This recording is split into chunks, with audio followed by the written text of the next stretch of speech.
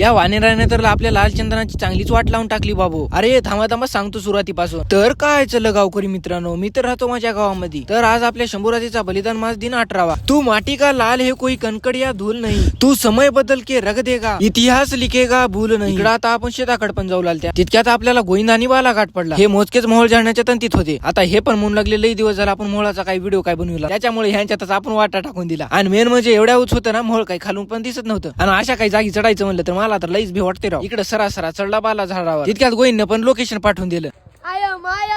Right आहे, चलू द्या, बरोबर आहे. मोहोळ झाडू लागलं बालानं आपल्याला बेव म्हणजे थोबडाचा आपला राईटच प्रोग्राम होऊन जाईल म्हणून. अरे 2 मिनिटाच्या आत तर बालानं राईटच प्रोग्राम करून टाकला. मोहळाचा गटा पण असा भरलेला होता ना, काही बघायचंच काम नाही. आता मात्र झाडणार एकानं हिस्सा करणार दुसराच. शेजारी पाजारी नको म्हणतात नाही, ह्याच कारणास्तव मी मोहळाविषयी बोललो नाही बरं. मोहळाचा तर राईटच हिशोब करून आपल्या हिस्साचा खाऊन टाकलं. बघता बघता तर कोंग्यानं तर लावलं भाऊ तोंड गड्याला. आता ह्याच्याविषयी काय म्हणावं तुम्ही काही एकदा कमेंट करून टाका. आता ह्याचा तर मस्त कार्यक्रम करून आपण आपल्या काही शेताकडले काही काम बिम बघा. आपल्या शेतातल्या आकड्यावरती येऊन बघतो तरी काय वानेरायनं तर राईटच आपली वाट लावून टाकली. यांना झाडावरून हाणायचं म्हणजे नाकातला शेंबडू बाहेर आलेला लगेच मध्ये ओढून घेणे. यांना पण हाणायची कस्टडी मोठीच भानगड दिसू राहील. इकडे कांद्याचं असं वाटोळ करून सोबतच गांजराचं पण असं करून टाकलं भाऊ नुकसान. आणि असं काय होऊन आमचे भिवा काय म्हणतात ते बघा. करना है तो समुद्र में तरो, इस नदी नालों में क्या रखा है, प्यार करना है तो देश से करो, इन हसीनों में क्या रखा है.